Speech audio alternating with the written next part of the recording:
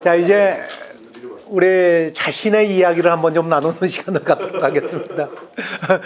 우리 먼저 목사님 잠깐 좀 나와주시겠어요? 예. 일본에서 아버지 학교가 처음 시작할 때 우리 이해달 그 장로님께서 강의를 하셨어요. 아버지의 영향력. 첫 일본 아버지 학교 시작할 때예요. 나는 그때는 이제 지원자, 그러니까 배우는 학생이었죠. 물론 통역도 하고 성기긴 했지만 그때 이제 첫 강의를 들으면서 그리고 편지를 또 쓰죠. 그 아버지한테. 예. 쓰는데 저희 아버지에 대한 생각을 해봤어요. 저희 아버지는 이북에서 내려오셨어요. 그 평안남도 대덕군이라고 하는 데서. 그런데 참 무책임한 아버지라고 저는 생각을 했어요.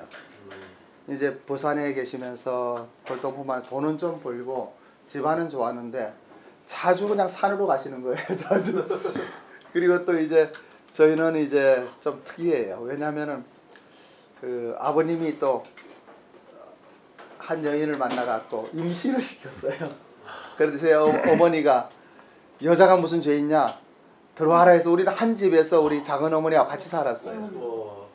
그래갖고는 그 작은 어머니 태어난 아들도 지금 우리 집에 걔도 그런가 큰 아버지 작은 엄마 다 같이 있는 줄 알았어요. 우리는 어릴 때는 몰라갖고.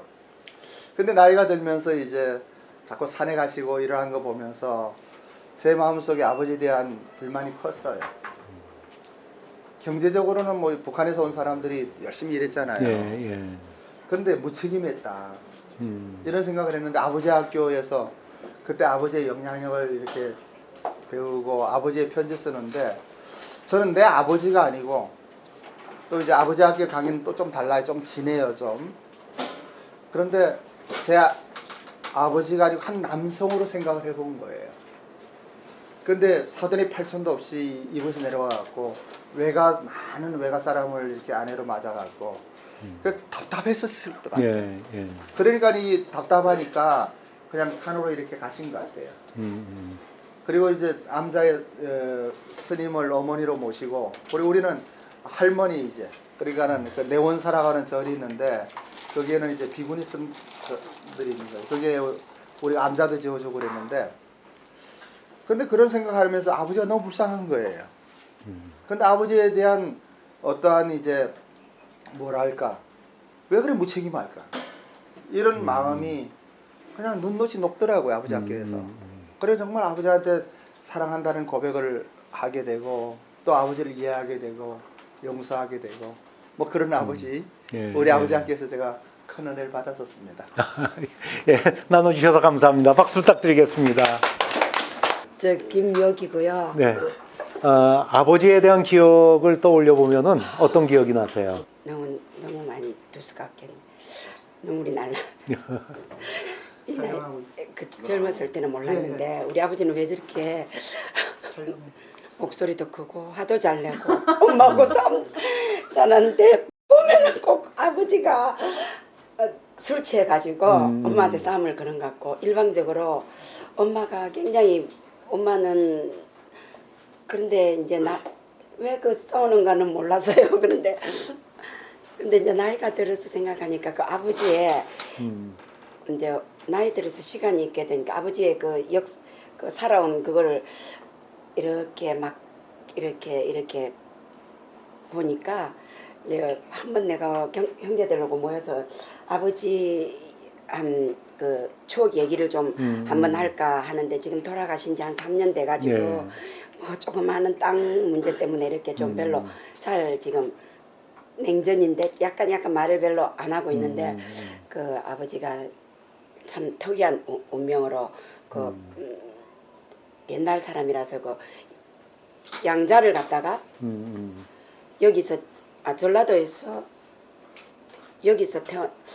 남해에서 태어났다 전라도를 갔다가 다시 그또 아버지 형제 집으로 양자를 왔다가 또 그곳에서 또 외삼촌들이 세 분이 계시는데 또 일본으로 그 돈 벌러 갔으니까 엄마를 또 할머니를 모신다고 외할머니를 모신다고 그것도 좁쌀 세대만 있어도 대릴 사이를 안 한다 했는데 대릴 사이를 하고 그런 두 그 부모 이렇게 이동됐다 그러나 그런 큰 자기의 그 털 속에서 그 아버지를 좀 이제 나이가 들어서 많이 좀 이해하게 예. 되는 게 술 먹고 막 울고 엄마는 왜 그렇게 아버지는 울보인가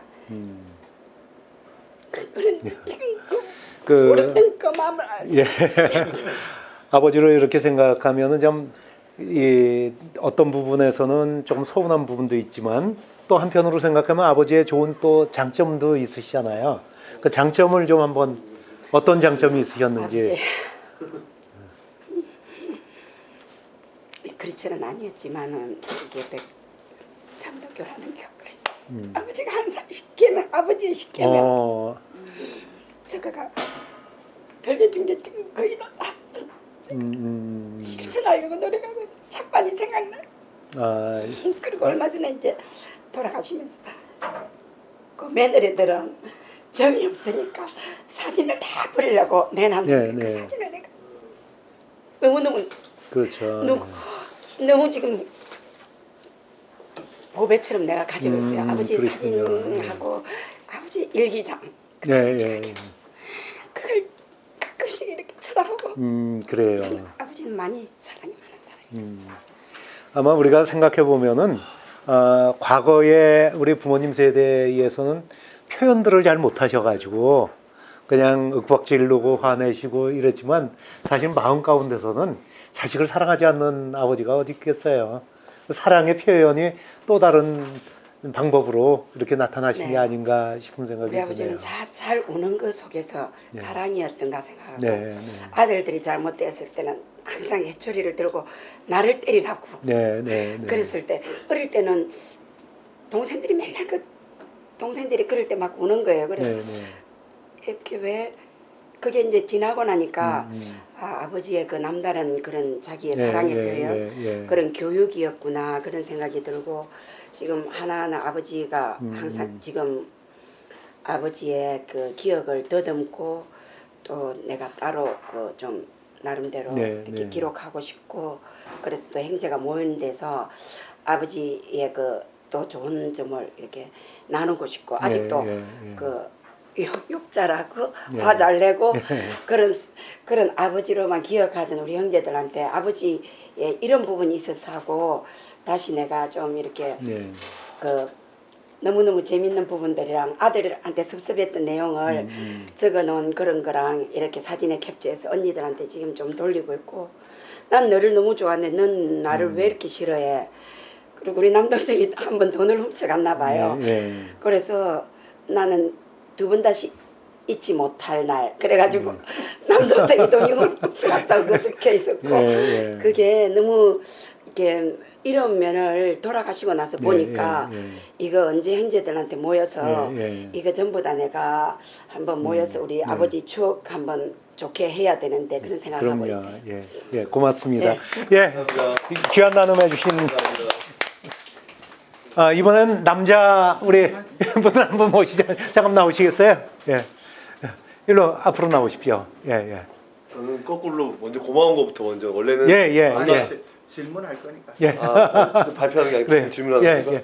아버지를 이렇게 떠올리셨을 때 지금 말씀하신 것처럼 네. 고마우신 부분이 어떤 부분이었는지 한번 말씀해 주시죠. 그러니까 고마운 부분이 그래도 성실하시고 직장에서 성실하시고 네. 월급을 한 번도 엄마한테 떼먹지 않고 다 매달 갖다 주시고 예, 정시 그건 대단한 거죠. 정시 출근하고 퇴근하고 아주 고시식하게 회사에서도 고속 승진을 하셔갖고 높은 자리까지 있다가 57세 이제 임원으로 이제 그만두시고 네, 정년퇴직하셨는데 예. 고마운 거는 그래도 그래서 자식들 굶어 죽지 않고 잘 먹여서 예. 대학까지 다 보내고 다 성장시켜주는 건 감사한 고마운 부분 그런 부분입니다. 예. 아버지의 어떤 부분이 가장 많이 우리 목사님이 닮으셨다고 생각하세요? 아버님이 생각이 공동체주의가 아니고 되게 개인주의고 이기주의세요. 그러니까 나쁘다는 얘기가 아니고 예, 예. 좋긴 좋은데 자기는 자기고 아내는 아내고 자식은 예, 자식이야. 예, 예. 제가 어렸을 때도 되게 냉정하게 예.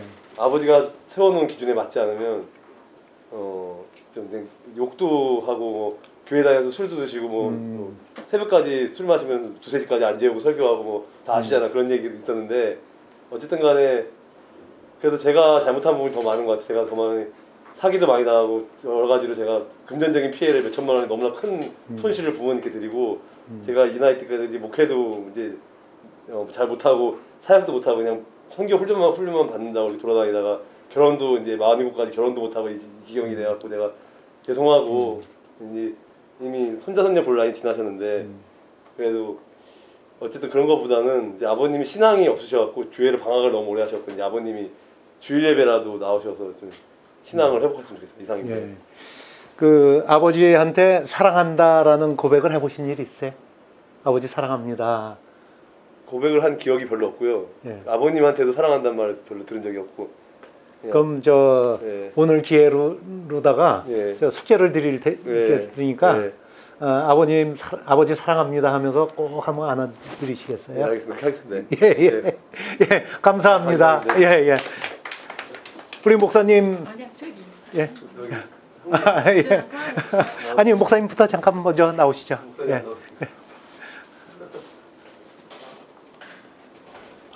못 나오게 생겼네. 나오시죠? 아유 반갑습니다. 예, 아니, 저는 반갑습니다. 하나 더 묻고 싶어요. 이름을 너무 잘 지어 해와달. 그쵸? 예, 해와달입니다. 너무 잘 지었어요.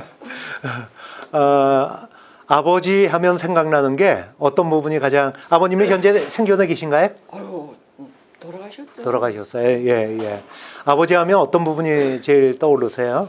근데 아버지는 좀 뭐라 그럴까 좀 별다른 아버지였어요. 네. 많이 유식한 아버지인데도 네.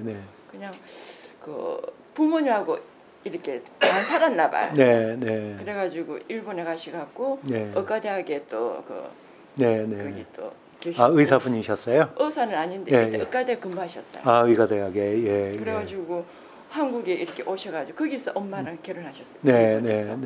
그래서 한국에 와가지고 병원하고 그 약방을 했는데 네. 돈이 너무 많으니까 네. 여자들을 좋아했어요. 그래가지고 엄마가 굉장히 예. 힘들었어요. 아, 예. 그런 거 보면은 아버지가 너무 나쁜 사람 같기도. 근데 이상하게 우리 행주 나를 굉장히 이뻤어요. 저도 아버지를 좋아했고. 그러니까 이게 좀 이중생활 같아 아버지가 그냥 딴 여자들 좋아하니까. 그랬군요. 그리고 돈 때문에 망했다 쓰는 그렇게 한 번도 못 얘기했어요. 그래도 아버지 떠올리면은 아버지의 정말 이 점은 내가 좀 닮고 싶다라고 생각되시는 분이 아버지는 좀 뭐라 그럴까 집안보다도 바깥에 네. 좀 많이 계시더라고 그냥. 예. 바깥에서 사업도 하시고 네. 그러거든요. 네. 그래서 할다란 면은 담고 싶은데 네. 가정적인 면은 좀 그건 아니다 싶어요. 자, 그러면은 이제 그 아까 여성들은 3명의 네. 아버지를 경험한다고 말씀드렸지 않습니까? 남편 되시는 애 아버지는 어떤 분이신지, 어떤 영향력을 주고 계신지. 돌아가셨는데 너무 그분도 보통 분이 아니셨어요. 네. 완전히 뭐라 그럴까 극단적인 성격이라 음. 내가 아니면은 하루도 못 살 남자거든요. 그래서 목사님이셨어요. 목사님이신데 네. 완전히 그냥 굉장해요. 이거는 그냥 말도 못해요. 굉장하다는 게 좋은 뜻에서 굉장하신 겁니까? 굉장히 나쁜 뜻이었어요. 저기 결백증에다가 네. 극단적인 성격에다 아무도 못 말려요. 날 돌아가시면 그러더라고요. 내가 니한테 이긴 것 같아. 내가 니한테 다쳤다 그러면서 그동안 수고했다 그러면서 돌아가시더라고요. 그러시군요. 그래서 제가 한마디 했죠. 그동안에 저를 훈련시켜서 감사합니다. 그랬어요. 안 그래서 저도 굉장히 네. 순하고 네. 만년 소년상에다가 하여튼 저는 뭐라 그럴까 너무 착하고 언니다 그래. 너같이 양 같은 애가 없다 그러면서. 그런데 제가 너무 달라. 제가 봐도 제가 너무 달라졌어요. 자녀들은 아빠에 대해서 어떻게 기억하고 있는 것 같아요? 처음에는 그냥 애들은 제 편이었는데 나이가 드니까 어릴 때는 그냥 엄마가 최고다. 엄마가 참아라. 엄마가 그냥 그냥 아빠는 그냥 무시해라 그러면서 애들 그랬는데 크니까 또 뭐라 그럴까 저를 위로하면서 그래도 그렇죠. 엄마 이때까지 참고 지낸 게 자기들은 지금은 저를 굉장히 잘하거든요. 완전히 그럼요. 예, 예, 뭐라 그래 예, 예. 효자거든요. 저한테 예, 필요한 예, 거다 해줘요. 예. 그래서 한편으로서는 또 그런 강한 아버지 있으니까 예, 애들도 예. 굉장히 강한 것 같아요. 예, 어디 예, 예. 또 그냥 아무도 못 말려 우리 아들들도 그냥 자녀들의 입장에서도 이렇게 네, 보면은 굉장히 장점이 많아져요. 예, 크면서 지금 말씀하신 대로 엄마의 절대적인 편이었다가 아빠가 좀 안쓰러워 보이는 거죠. 아니 그건 예. 아니고요. 그건 아니고 저기 제가 뭐라 그럴까 그게 아빠의 장점 저 장점 있잖아. 그거를 아들들 다 타는 것 같아가지고 예, 저는 예. 보람스러워요. 예. 애들 예.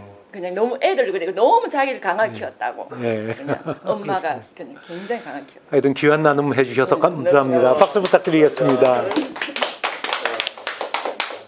자, 강의로 그냥 이어가도록 하겠습니다. 예. 아버지의 영향력 하면은 참 생각나는 부분이 많이 있는데, 안 넘어가네요? 야, 예. 제가 그 탄자니아라는 아프리카에 있는 나라요. 거기를 갔을 때 일이었었습니다. 그 탄자니아 킬리만자로라는 산이 상당히 유명하죠. 그 산 밑에 있는 YN 캠프에서 아버지 학교가 열렸는데 거기에 같이 열심히 하는 그 스텝이 처음에 일기가 개설될 때는 대부분 거기에 수료하신 분들이 없다 보니까 거기에 있는 스텝이 그 지원자 겸 스텝 겸 같이 이렇게 섬겨주시거든요.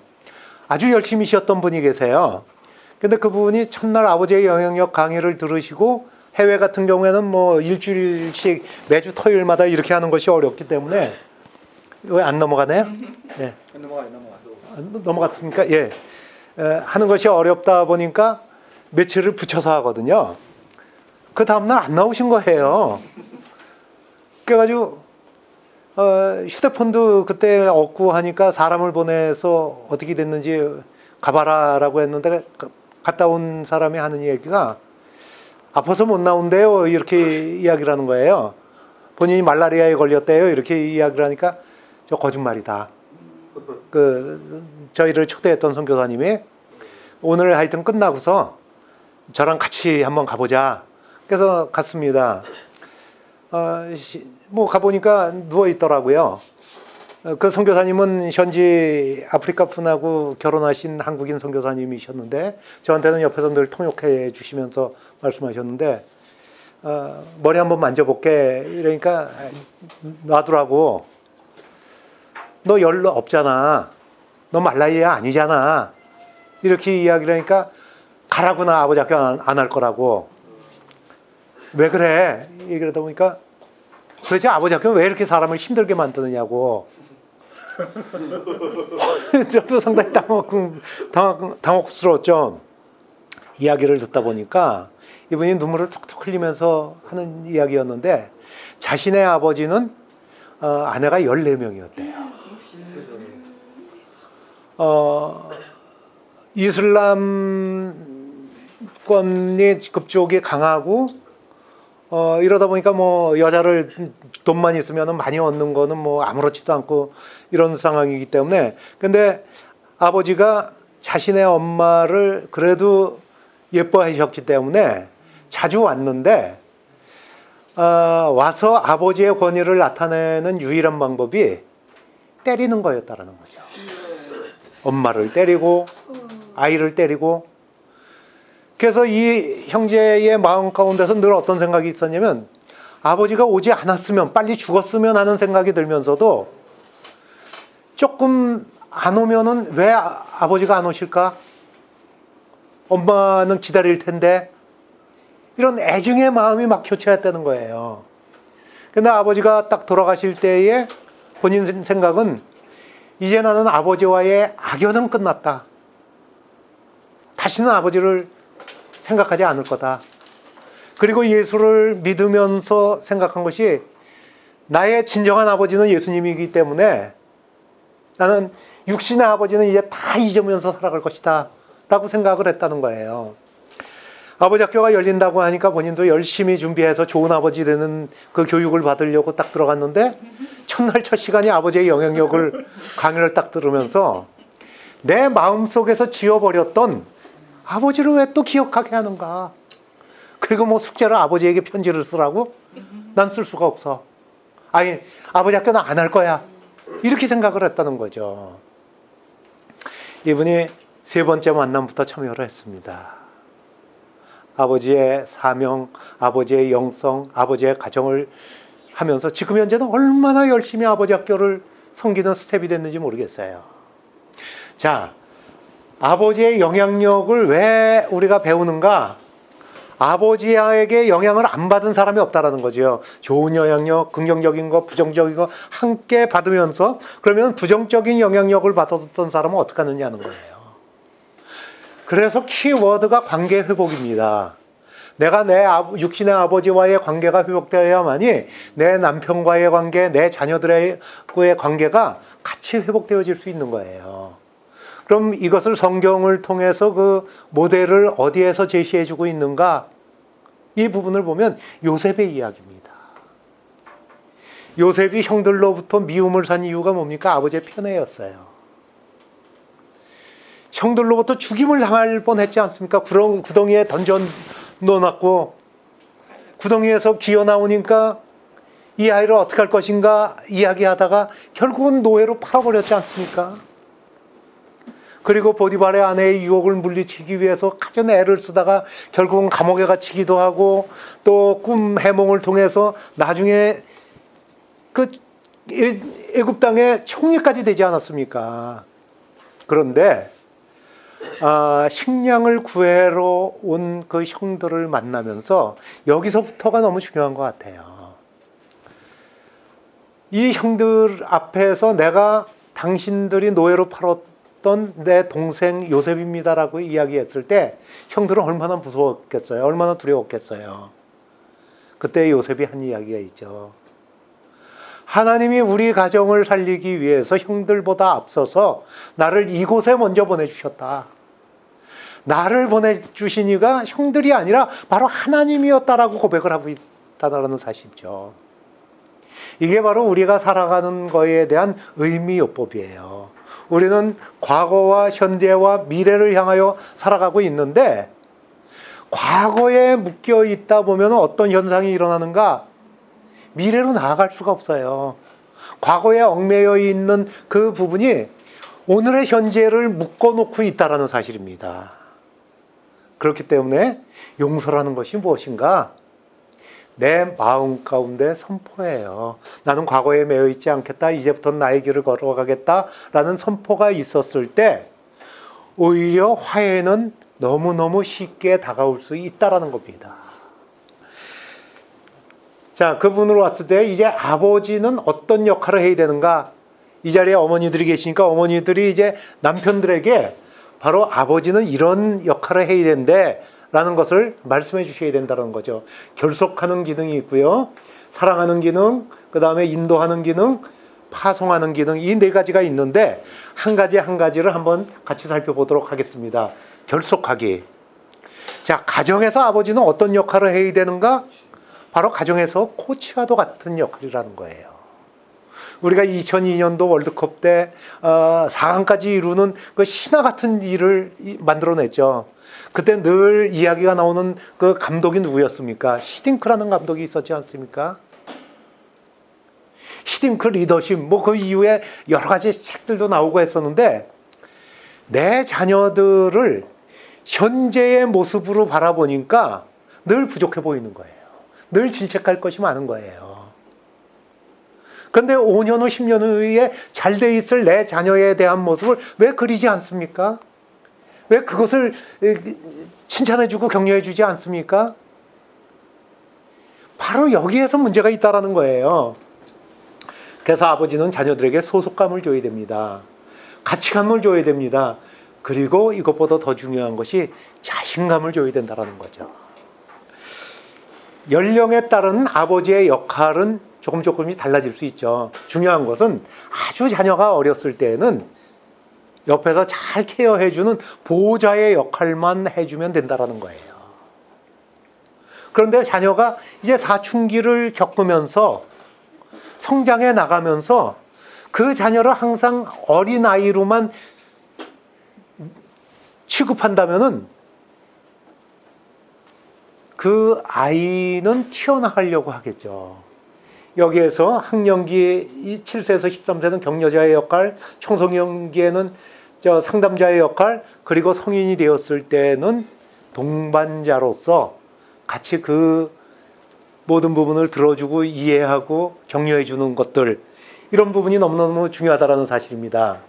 우리가 결속의 우선순위를 이야기하는데 우리는 왜 결혼해서 신혼부부들이 살기 힘들다고 이야기하는가? 둘이 맞춰 살기도 힘든데 여섯이 맞춰 살아야 되는 구조가 되어 있어요. 결혼해서 시부모님, 친정부모님 이 양쪽을 다 맞추려고 하다 보니까 얼마나 힘이 듭니까? 그래서 부부 중심의 가정이 아니고 자녀 중심의 가정이 아니라 부부 중심의 가정이 될 수 있도록 부모님도 도와주셔야 되고 자녀들에게도 그런 역할을 할 수 있도록 해주셔야 된다는 거죠. 뭐 조금 이 내용하고는 조금 다른 얘기인데 제가 한 가지 말씀을 드릴게요. 결혼하셨나요? 안 하셨죠? 결혼 아직 미혼이시죠? 예. 저는 이 이야기는 제가 그 결혼을 하기 위해서 저는 그 본래 신앙의 모교에는 성공회예요. 성공회는 신부님이라고 표현을 하는데 저를 주에 쓰셨던 신부님을 찾아뵙고서 그 신부님이 결혼 주례사는 어떻게 했는지 제가 잘 기억이 안 나요. 그거 아마 비디오 보면 나올 겁니다. 그런데 그 전에 해주셨던 말씀이 제가 평생을 마음속에 새기는 말씀이에요. 우리가 요즘 결혼하는 거 신식 결혼이라고 이야기하잖아요. 옛날에 뭐 4대관 뭐 쓰고 이거 구식 결혼이었고 이 결혼의 의미를 아느냐라고 얘기를 하는 거예요. 그러면서 선교사님들이 들어오기 시작을 하면서 그 신식 결혼이 시작이 됐는데 이 결혼 예식 속에 담겨 있는 의미를 생각해 보면 너무나 오묘하다라는 거예요. 왜 신랑이 먼저 입장을 하는가?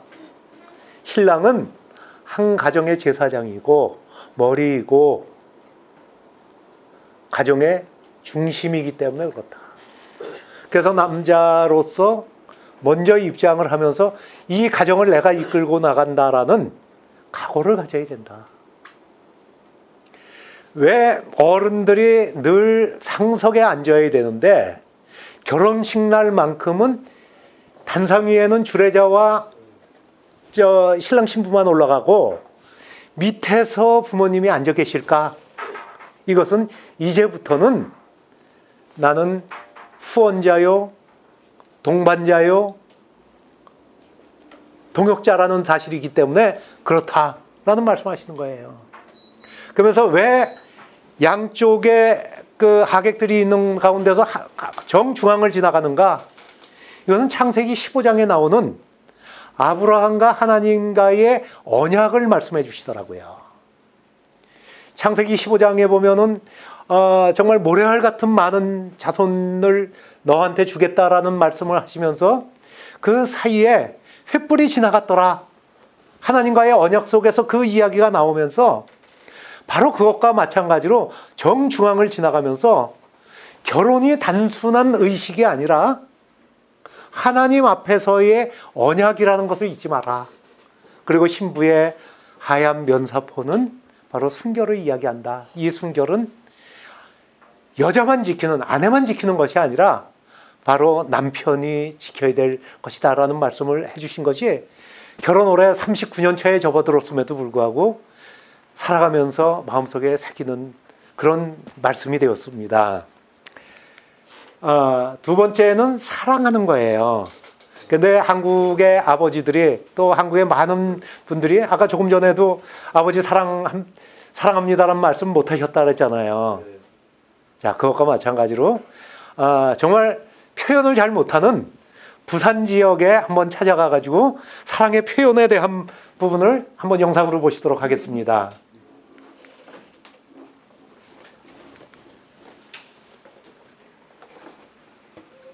볼륨을 좀 높여주실래요?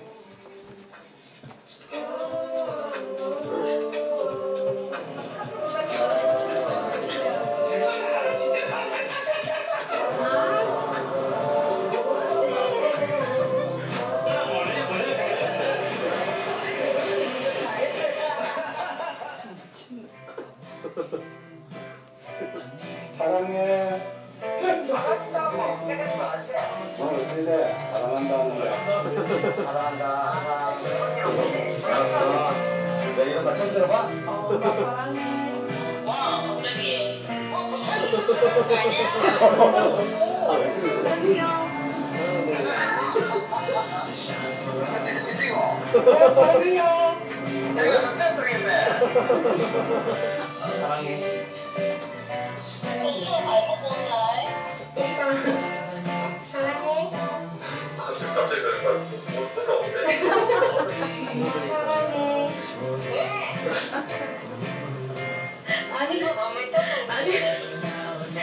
밥이 다 됐으니까 집에 가서 전화 한번 해본다.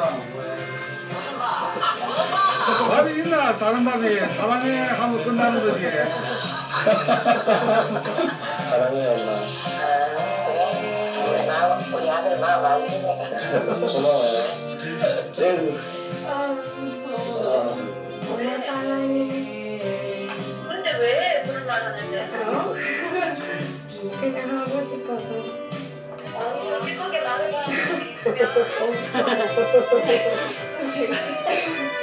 사랑해요. 엄마 내가 항상 사랑하는 거 맞지? 많이 사랑해요.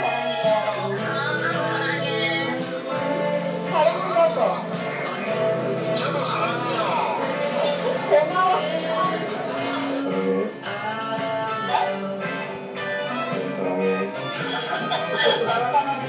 여보 세상에서 제일 많이 사랑해.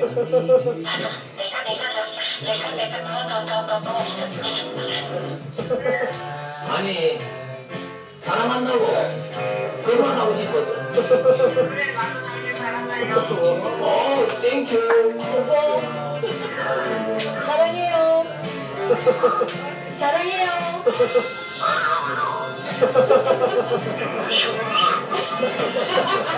아빠 사랑해. 사랑해. 아빠 왜 말하는데? 사랑해. 나도.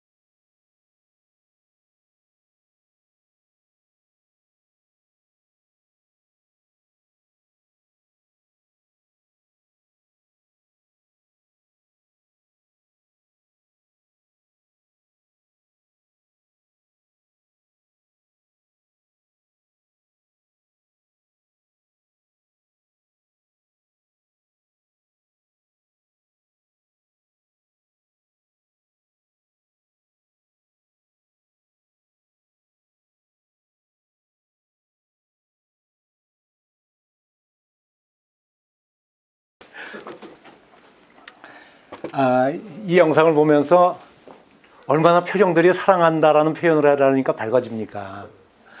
근데 우리는 이런 표현에 너무 익숙하지 못했던 것 같아요. 이제부터 사랑을 좀 표현하면서 사시길 바라고요. 자, 여기에서 제가 말씀드리고 싶은 것은 어머니의 사랑과 아버지의 사랑이 좀 다르다라는 거예요. 사실 저는 아버지로부터 야단 맞은 것보다는 엄마한테 야단을 맞았던 게 훨씬 더 많았던 것 같습니다. 근데 어머니에 대해서는 그렇게 뭐 마음 가운데 이렇게 상처가 남지가 않거든요. 왜냐하면은 어머니의 사랑은 살가운 사랑이기 때문에 그렇습니다. 근데 아버지의 사랑을 이렇게 살펴보면은 상처받는 경우들이 너무나 많아요. 그 말 한마디나 이 아버지의 표정이나 이런 부분을 봤을 때 그러면 우리가 표현을 살가운 사랑을 못하면 그럼 아버지는 어떤 사랑을 해줘야 되는가? 우직한 사랑. 잘 표현은 못하지만 정말 내가 결정적으로 뭔가를 잘못했을지라도 그것을 그냥 꾹 안아주는, 아까 경북대학교 총장을 지내신 그 박찬석 박사 말씀을 드린 것처럼 내 자녀가 이거 분명히 잘못했지만 그 부분에 대해서 그렇게 끌어안아 줄 수 있는, 그게 바로 우직한 사랑이에요. 그리고 자녀들이 사춘기를 지날 무렵쯤 돼서는 그 자녀들한테 울타리 사랑을 해주는 거예요. 왜냐면 어린 자녀들의 입장에선 간섭하는 게 싫은 것 같기도 하지만 그것을 놓아버리면은 아이들이 어쩔 줄을 모르거든요. 그리고 때에 따라서는 기다려줄 수 있는 사랑, 포기하지 않는 사랑, 바로 이것이 아버지의 사랑이라는 사실을 잊지 마시기 바랍니다. 아버지는 자녀들을 늘 격려해 주시고 신뢰해 주시고 그 다음에 칭찬해 주시는 것, 이것이 아버지의 사랑으로 정말 필요한 거라는 사실을 말씀드리고 싶습니다. 자, 세 번째로 넘어가도록 하겠습니다. 세 번째는 자녀들을 잘 인도해 주는 겁니다. 저는 오늘 이 시간에 저희 가정 이야기를 좀 말씀을 드리려고 합니다. 저희 할아버지가 초창기에 예수를 영접하신 분이세요.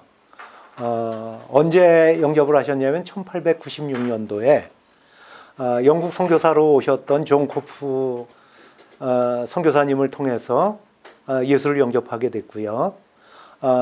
그리고 본인이 결심하셔가지고 정말 그 당시에는 본인이 신학교를 갈 생각은 하지 못하고 교회에서 이 전도사를 주셔가지고 전도사로서 교회를 지으신 것이 1907년도에 교회를 지으셨고 그 다음에 1932년도에 지으셨고 1936년도에 지으셨는데 그 세 개의 교회가 지금까지도 그 지역에서는 가장 오래된 교회입니다.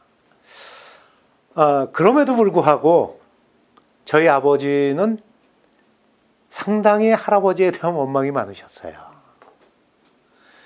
그래서 정말 안타까운 이야기고 눈물 나는 이야기인데 늘 자녀들에게 어떤 얘기를 하셨냐면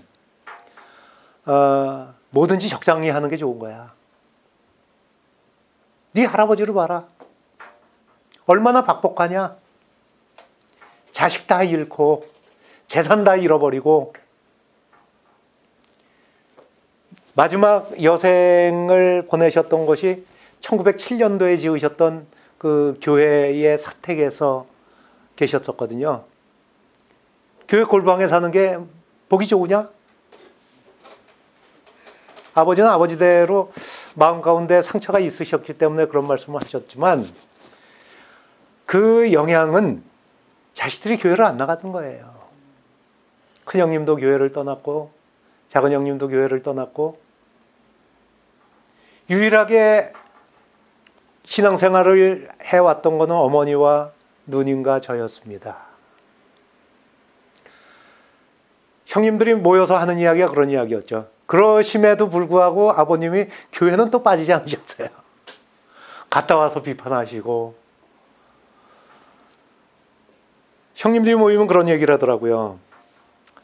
저렇게 교회 다니면서 스트레스를 받을 바에는 안 다니는 게 낫지. 왜 아버지는 교회 다니시면서 그렇게 교회에 대한 비판을 많이 하시는지 모르겠다. 이런 말씀하셨어요. 저희 아버지가 1999년도에 세상을 떠나셨는데 암으로 1년 반 정도 투병을 하시면서 이제는 너무 위중해지시니까 선산의 묘자리를 보러 갔다 온 날이었었습니다. 그런데 아버지가 그걸 아시고 저희 삼형제를 불러 모으셔가지고 이런 말씀 하시더라고요. 내가 죽으면은 선산에 묻지 마라. 교회에 묻어달라. 근데 그 교회라고 이야기하는 것은 성공회는 그 대성당이 바로 시청 옆에 있습니다. 아마 그 시청 옆에 그 안에 묘지가 있다는 것은 아무도 생각을 못 하는데 그 안에 지하에 그 안식의 집이라고 해서 납골 묘소가 있는데 그래야 너희들이 교회를 다시 나오지 않겠냐. 내가 그동안 너무 할아버지에 대해서 부정적인 얘기를 많이 했는데 가장 후회가 되는 게 바로 그거다. 너희 할아버지는 정말 훌륭한 분이셨다. 이 말씀을 하시는 거예요. 그 말씀을 하기 얼마 전에 저한테 하나의 본인이 한 권의 책을 쓰셔가지고 저한테 미리 전해 주셨습니다. 이것은 할아버지가 성함이 이샤택자 화자인데 할아버지에 대한 기록이었어요. 저는 이것을 쭉 읽어보면서 정말 눈물이 나더라고요. 얼마나 힘들고 어려운 삶을 사셨는지. 근데 그 모습이 우리가 생각하는 정말 예수를 믿고 모든 부분을 다 바쳐서 헌신했으면은 우리가 생각하는 모든 부분이 잘 돼야 되는데 그게 아니다라고 생각을 하니까 왜 이렇게 아버님이 하셨던 말씀 중에 기억나는 게 하나님이 할아버지한테 주신 축복이 있다면은 장수의 축복 말고는 아무것도 없다라고 말씀하셨던 거예요. 저희 할아버지는 1974년도에 93세의 연세로 세상을 떠나셨는데 아버지가 돌아가시고 난 이후에 저희 할아버지 사진입니다. 할아버지가 해오셨던 일은 뭐 여러 가지 부분의 일들이 있었지만 교회를 세운 부분 외에 6.25 전쟁이 일어났을 때 전쟁 교가들이 많이 생기잖아요. 이 아이들을 교회가 품지 않으면 누가 품겠느냐라고 이야기를 해가지고 보육원을 만들어서 그곳에서 100여 명의 아이들을 키워서 목공기술을 가르쳐서 시집장가를 보내게 되었습니다. 그리고 초등학교를 졸업하고 나면은 중학교를 가야 되는데 본래 고향이 안중이라는 곳이에요. 경기도. 평택에 가야만이 중학교를 갈 수가 있으니까 그 어린아이들이 20리길을 걸어가는 것이 너무나 어려웠던 거예요. 그렇다고 해서 본인이 가지고 있는 재산이 있는 것도 아니고 동네에 땅을 가진 많은 사람들을 찾아다니면서 사정을 합니다. 그래서 만들어진 것이 안중고등국민학교를 만들어지게 됐고요. 그것이 오늘날에 와서는 그 지역에서 가장 오래된 중고등학교가 된 것입니다. 저는 할아버지가 돌아가시고 난 이후에 그냥 묻혀버리는 걸로 알았어요. 할아버지는 70년 동안 일기를 쓰셨습니다. 그런데 자식들이 제대로 간수를 못해서 남아있는 것은 사실 몇 년치가 되질 않아요. 그런데 어느 날 이 일기장을 발견한 사람들이 보고서 깜짝 놀라는 거예요. 우리 후손들도 할아버지의 일기장의 내용을 너무 무식해서 잘 알아보질 못했습니다. 이게 일기의 친필입니다. 종이 한 장에 이게 4일분의 일기를 쓰신 겁니다. 조금 전에 보여드렸던 것처럼 평택시에서는 이 부분을 번역하는 데만 한 2년여의 시간을 걸쳐서 할아버지의 호인 교훈일기라는 책자를 발간하게 되었습니다. 저는 그 어떤 것을 물려준 것보다 할아버지의 삶의 그 내용을 우리가 볼 수 있도록 만들어주신 것이 얼마나 감사한지 모르겠습니다.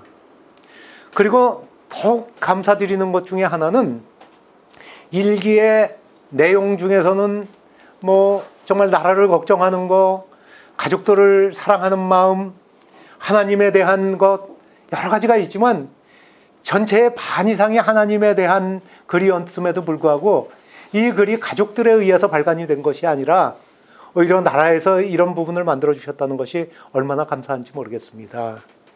그래서 저는 생각하는 것이 있습니다. 말로 자녀를 인도하는 것이 아니라 삶으로서 보여주는 것만큼 더 중요한 인도하기는 없지 않는가. 맞습니다. 내 자녀들이 우리는 살아가면서 낫으로 내 자녀들을 자랑거리로 삼으려고 하는 경우들이 많은 것 같아요.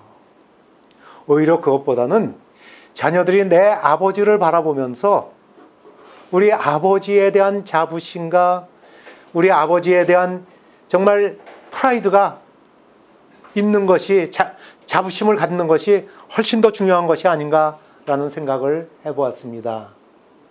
삶으로 가르치라고 말씀드렸고요. 마지막으로 자녀들을 잘 보내주는 것입니다. 자녀를 내 소유물이라고 생각하십니까? 아니요. 하나님이 우리에게 가장 적합하다고 해서 보내준 하나님의 선물인 것이죠. 그렇다면 내 자녀들이 정말 어떻게 잘 부모 밑에서 성장을 해서 이 아이가 가지고 있는 달란트를 잘 키워줘서 보낼 것인가? 육체적인 파송이 있고요. 그 다음에 물질적인 파송이 있고요. 그리고 심리적, 정신적, 영적인 파송이 있어야 된다는 사실입니다. 우리의 인생은 마치 바톤 터치와도 같습니다. 내 인생의 경주를 최선을 다해서 뛰어가다가 내 자녀들에게 물려줄 바톤은 최상의 조건에서 최고의 위치에서 그 바톤을 물려주셔야 되지 않을런지요. 오늘 강의를 여기까지 마치면서 제가 한 편의 영상을 더 보여드리려고 하는데, 이 영상을 먼저 좀 소개를 해드리면, 제가 3년 전에 미국에서도 각 주마다 아버지 학교가 열리고 있기 때문에 미주 대표자들이 모이는 컨퍼런스에 참석하기 위해서 갔는데 러시아에 살고 있는 고려인 분들이 와 계시더라고요. 근데 이분들이 아버지 학교를 고려인들을 대상으로 해서 열어달라라고 요청이 들어왔는데, 그러니까 미주 대표자들도 하나같이 하는 얘기가, 아니 그 아버지 학교의 본산이 한국인데 왜 한국에 부탁을 하지 않고 우리한테 부탁을 합니까? 라고 했을 때, 예, 한국에서도 한 차례 와서 아버지 학교를 열어준 일이 있습니다. 그런데 우리가 미국까지 찾아오게 된 이유는 바로 다른 것이 아니라, 한국에 계신 분들은 세계에 흩어져 있는 디아스포라의 마음을 모릅니다. 그러면서 이 영상을 틀어주는데 보고 저는 울었습니다. 그리고 이 자리에 계신 분들이 정말 일본을 사랑하고 일본의 선교를 꿈꾸고 있는 분들이기 때문에 일본 현지인들을 위한 선교를 하시는 것도 중요합니다. 그러나 그곳에 살고 있는 2세, 3세, 자의적으로 갔던, 타의에 의해서 가신 분들의 그 심정도 헤아려주는 그런 사역자들이 되어 주셨으면 하는 생각에서 영상을 함께 보시도록 하겠습니다.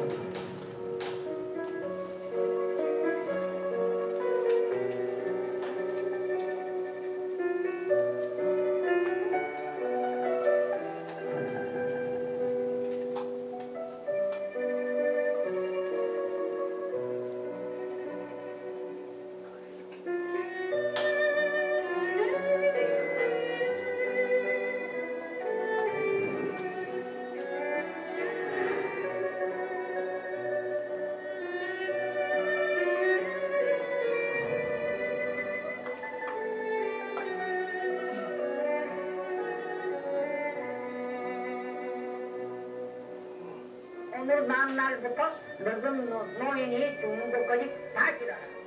야, 총을 딱 밀어도 그래서 싫어서 차들 나가고 나갔어.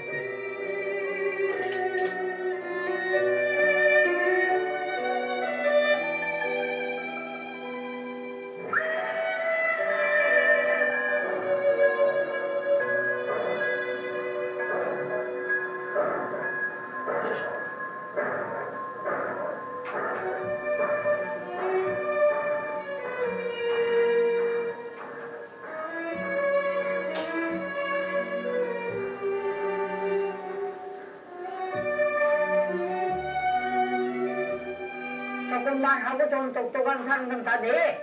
그럼 귀찮더라. 그럼 오다가 죽는 사람은 거기다 내버려. 반대다 내. 어떤 사람도 그랬어. 우리에서 살기 못한다. 죽을 대로 가져간다.